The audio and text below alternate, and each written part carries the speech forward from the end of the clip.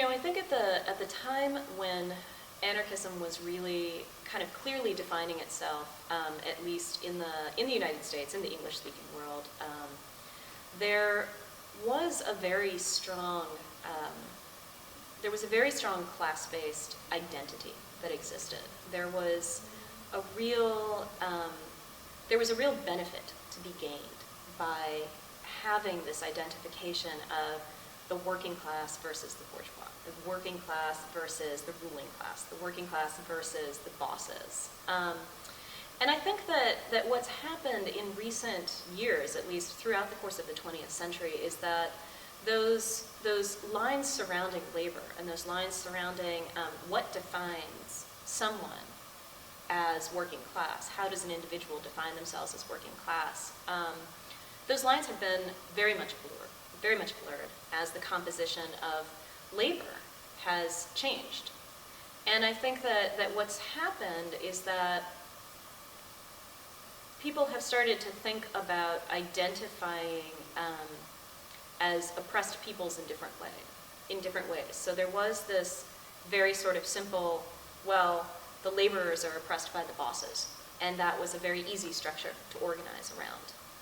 And that, I think, is one of the reasons that it made it very much a defining strategy for the anarchist movement, or for anarchist agitators.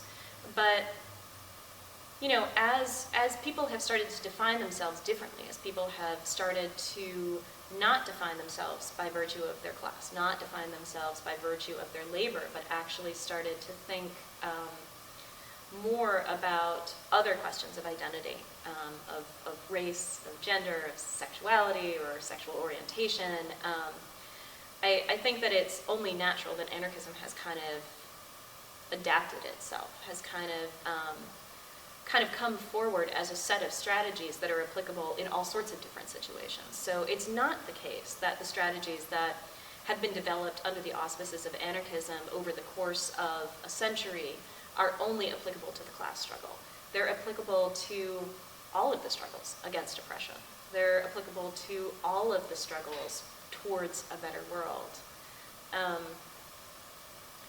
I think that of necessity, that means that we have to kind of rethink what we talk about as anarchism. I think that there definitely is a strain of anarchism or a part of anarchism that is still very much based in questions of economic rights, questions of workers versus bosses. And I think that that's very important. It's absolutely still something that we deal with in our everyday lives. I mean, how many of us are fortunate enough to have our workplaces be democratically self-managed, right? How many of us are fortunate enough to not have a boss? Most of us are still in that situation of constantly pitting ourselves as laborers against, if not a class, at least a category of people who are charged with the responsibility of telling us what to do and making decisions for us. And I think it's natural for that struggle to continue, but at the same time, it's important to realize that that's not the only oppressive structure that we have.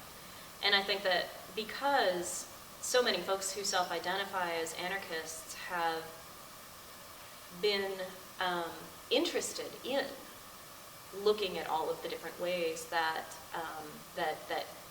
groups of people and communities are oppressed in our larger society, it just simply makes sense that you would find anarchist principles and anarchist practices being applied to these different struggles.